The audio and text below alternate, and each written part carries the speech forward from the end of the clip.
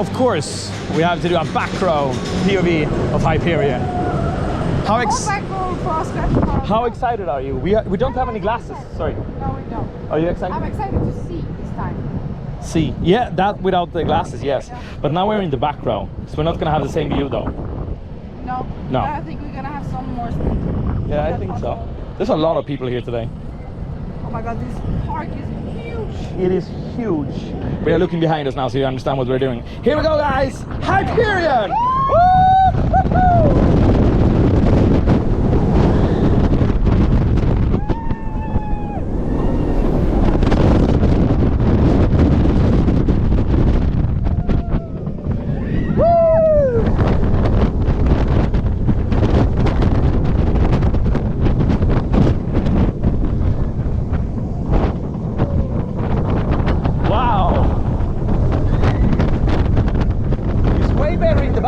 It's a bit of a shaker.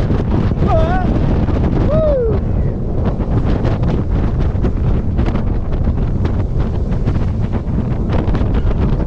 Wow, it is shaking a lot.